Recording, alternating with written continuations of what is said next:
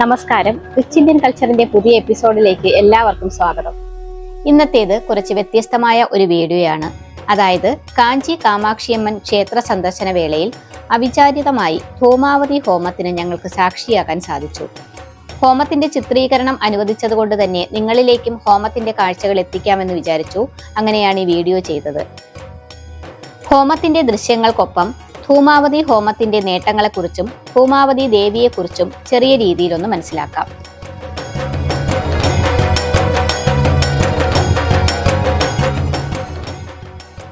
ദശമഹാവിദ്യകളിൽ 7ാം സ്ഥാനം വഹിക്കുന്നത് ധൂമാവതി ദേവിയാണ്. ആദിപരാശക്തിയുടെ 10 ഭാവങ്ങളെയാണ് ദശമഹാവിദ്യകൾ എന്നറിയപ്പെടുന്നത്. താന്ത്രിക വിധി പ്രകാരമാണ് ദശമഹാവിദ്യകളെ പ്രധാനമായും ആരാധിക്കുന്നത്. ദേവി ഉപാസകർ ആത്മീയ പുരോഗതിക്കും സിദ്ധികൾ നേടുന്നതിനും ദശമഹാവിദ്യകളെ ആരാധിക്കാറുണ്ട്. ധൂമാവതി ദേവിയുടെ ഉത്ഭവത്തെക്കുറിച്ച് 2 ഐതിഹ്യങ്ങൾ പറയുന്നുണ്ട്. സർവാഭരണ വിഭൂഷിതയായ ആദിപരാശക്തിയുടെ തികച്ചും വ്യത്യസ്തമായ ഭാവമാണ് ധൂമാവതി. അഴിഞ്ഞുലഞ്ഞ മുടിയും മുഷിഞ്ഞ വസ്ത്രവും വൃദ്ധയും വിധവയുമായ സ്ത്രീ രൂപമാണ് ധൂമാവതിയുടേത്. ദേവിയുടെ ഈ രൂപത്തിന് പിന്നിൽ ഒരു ഐതിഹ്യമുണ്ട്. ഒരിക്കൽ സതീദേവിക്ക് കടുത്ത വിശപ്പുണ്ടായത്രേ. അതേ തുടർന്ന് ദേവി ശിവനോട് ഭക്ഷണം ആവശ്യപ്പെട്ടു. ശിവൻ ആ ആവശ്യം പരിഗണിച്ചില്ല. ദേവി വീണ്ടും വീണ്ടും ഭക്ഷണത്തിനായി അഭ്യർത്ഥിച്ചെങ്കിലും ശിവൻ അത് നിരാകരിച്ചു. അതിതീവ്രമായ വിശപ്പിനാൽ ദേവി ഭർത്താവായ ശിവനെ വിഴുങ്ങി. തുടർന്ന് ശിവന്റെ അപേക്ഷ പ്രകാരം ദേവി മനസ്സില്ലാ മനസ്സോടെ ശിവനെ പുറത്തേക്കെടുത്തു.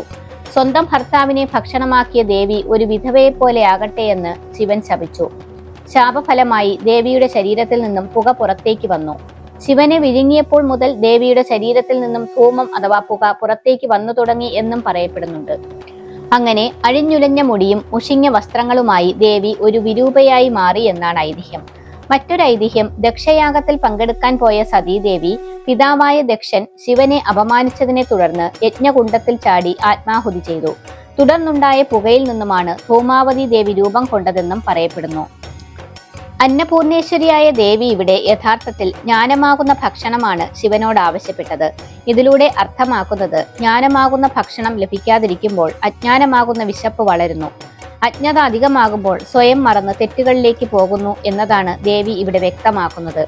പ്രപഞ്ചത്തെ മുഴുവൻ സംഹരിക്കാൻ ശേഷിയുള്ള ശിവനെ വിഴുങ്ങുന്നതിലൂടെ ദേവിയുടെ സംഹാര ശേഷിയെയാണ് ഇവിടെ ദൃശ്യമാക്കുന്നത്.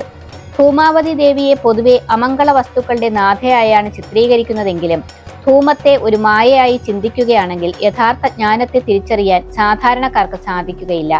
ഇവിടെ ജ്ഞാനസ്വരൂപിണിയായ ദേവി മായയാകുന്ന ധൂമത്തിൽ മറഞ്ഞിരിക്കുകയാണ്. ശരിയായ ജ്ഞാനം ലഭിച്ച ഒരു ഉപാസകന് മാത്രമേ പുകപടലത്തിനുള്ളിൽ മറഞ്ഞിരിക്കുന്ന സത്യത്തെ മനസ്സിലാക്കാൻ സാധിക്കുകയുള്ളൂ എന്നതാണ് വാസ്തവം.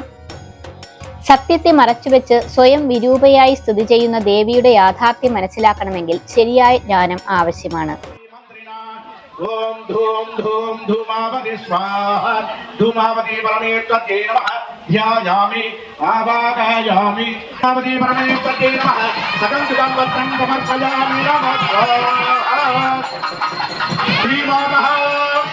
श्री महाराजी श्रीमत् सिंहासनेश्वरी चिदग्मुण्ड सम्भूते देवदार्य समुच्यते मुद्यत्वान सहस्रावे चतुर्बाहु समन्विते राजस्वरूपभासाद्ये क्रोधाकाराङ्कुशोत्पले मनोरूपे प्रबोधये मण्डलम्बाग्रसादिके विदारुणप्रभामूलमध्यब्रह्माण्डमण्डले सम्पदा शोकबृन्दान सौवर्तिकलतस्करे धामि हरिद्रा कुङ्कुमं समर्पयामि सौवर्तिकलतस्करे धामि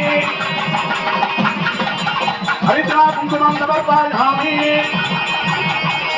योपामुत्तमेन उत्तमां प्रजावान्मधमान्तवति उत्तमालां समर्पयामि धूपं समर्पयामि दीपं समर्पयामि अमृतयोगोत्तरे अमृतेत्तरि अमृतवर्षिणि अमृतं द्रावय द्रावय स्वाहा मधुवादारुदायते मधुक्षरं निजन्तमः माद्रेर्नात्सन्दोषदीः मधुनक्तमुदोषधि मधुभक्तास्तिररुमृगः मधुत्यौरत्नपिता मधुमान्नोमनस्पतिर्मधुमागुमस्तसूर्यः माद्रेर्दावो भवन्तुनः क्लीं धामुगे अमुगे वरदे वित्ते रात्रिं वरत्रिं समक्ते यादायादवक्यं नैवेद्यं समक्ते यादायादवक्यं नैवेद्यं यादायादवक्यं नैवेद्यम् अमृतात्मजानाम् एकीकरणं ताम्बूलम् ॐ ज्ञानिनामधिवेदां देवी भगवती अनाथा कृष्णभोगाय महामाया प्रयच्छते दुर्गे प्रदारथिवी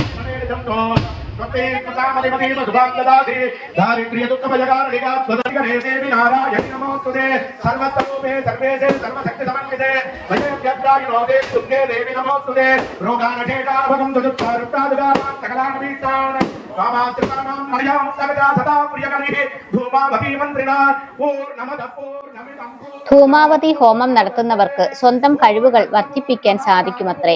ഏതു പ്രയാസകരമായ സാഹചര്യത്തെയും നേരിടാനും വൈകാരിക വികാരങ്ങളെ നിയന്ത്രിക്കാനും ധൂമാവതി ദേവി ഭക്തരെ ശക്തയാക്കുന്നു. ഈ ഹോമം നടത്തുന്നതിലൂടെ എല്ലാ ശത്രുശാപങ്ങളും ഇല്ലാതാകുന്നു. കൂടാതെ ആത്മീയ ഉന്നതി, മനഃശാന്തി, സന്തോഷം, പേര്, പ്രശസ്തി, സത്സന്താനങ്ങൾ, ആരോഗ്യം എന്നിങ്ങനെ എല്ലാ ഭൗതിക സുഖങ്ങളും ഭക്തർക്ക് പ്രദാനം ചെയ്യുന്നു എന്നാണ് വിശ്വസിക്കപ്പെടുന്നത്.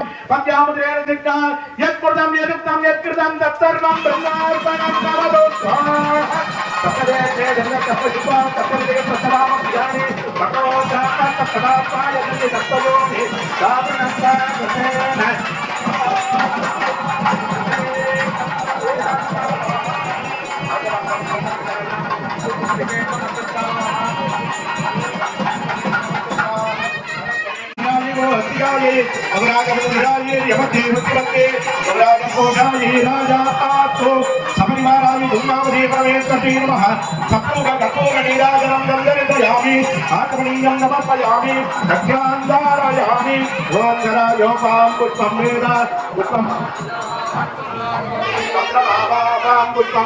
पुष्पवान् प्रजावान् मधुवान् भवति सर्वचैतन्यरूपान्ताम् आद्यां दक्षिणपरिवारे गृहे पुष्पाञ्जलिः सकलदेवतास्वरूपिण्ये गायत्री श्रीपद्मालिन्ये नमः श्रीविद्यालता महाप्रतिष्ठिते भट्टारिकायै नमः धूमावती परमेश्वरी नमः विनायकादित्रयत्रिंशत्कोटिदेवताभ्यो नमः वेदोक्तमन्त्रपुष्पाञ्जलिं समर्पयामि अग्निवेदे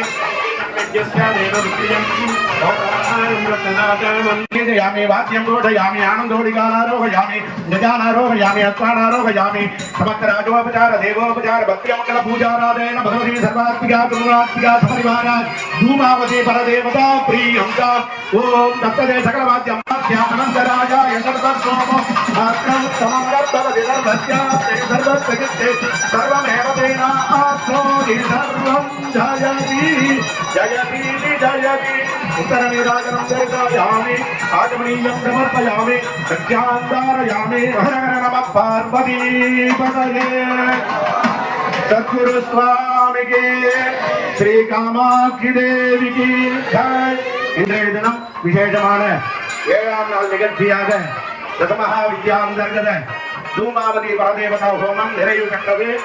நாளைய தினம் பிரம்மாஸ்திர சுரூபிணி பிரம்ம வித்யா சுரூபிணி என்று சொல்லக்கூடிய பகலாமுகி பரமேஸ்வரி மகாமந்திர யாகம் நடைபெற உள்ளது. நாளைய தினம் பச்சை கலர் வஸ்திரம், பச்சை கலர் புஷ்பம், பச்சை கலர் வஸ்திரம். ധൂമാവതി ഹോമത്തെക്കുറിച്ചും ധൂമാവതി ഹോമത്തിന്റെ നേട്ടങ്ങളെക്കുറിച്ചും വളരെ ചെറിയ ഒരു വിവരണമാണ് ഇവിടെ നൽകിയിരിക്കുന്നത്. എങ്കിലും ഈ വീഡിയോ നിങ്ങളിലേക്ക് എത്തിക്കാൻ കഴിഞ്ഞതിൽ സന്തോഷമുണ്ട്. ഈ വീഡിയോ ഇഷ്ടമായെന്ന് കരുതുന്നു. ഇഷ്ടമായെങ്കിൽ ലൈക്ക് ചെയ്യാനും മറ്റുള്ളവരിലേക്ക് ഒന്ന് ഷെയർ ചെയ്യാനും മറക്കരുത്. അതോടൊപ്പം ചാനൽ സബ്സ്ക്രൈബ് ചെയ്യാത്തവർ ദയവായി സബ്സ്ക്രൈബ് ചെയ്യുക. മറ്റൊരു വീഡിയോയുമായി നമുക്ക് വീണ്ടും കാണാം. നമസ്കാരം.